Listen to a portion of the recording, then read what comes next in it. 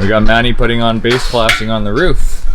So you can see we got a 4-inch back on it, and he's gonna be going all the way up that roof, up this one here. We're doing every single roof flashing.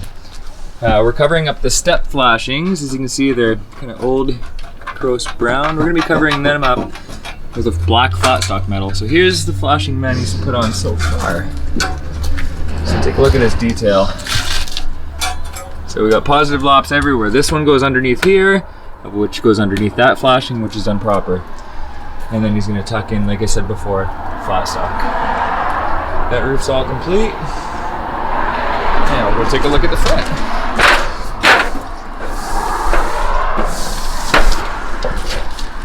So still the flat stock on there missing. Same detail as the other side. And all the way across in that corner as well. So we're replacing the cap flashing on the entire house here. And yeah, it's gonna look great. As you can see here, we have the chimney flashing done. So we did a nice standing seam end dam on this one that connects into the jam flashing there. And it's nice and tight to the brick chimney all the way up. There's a little bit left at the top to do.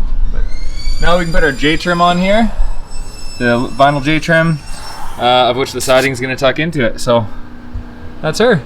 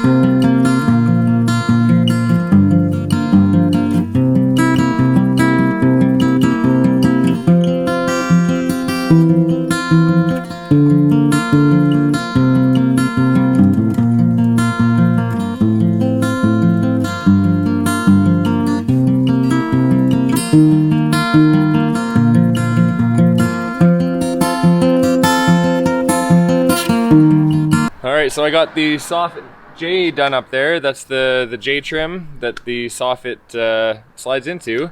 So now we're gonna cut the Soffit and we'll show you a time lapse of how it's installed. It was really hot up there, so this time I'm gonna take the sweater off and do it in my t-shirt.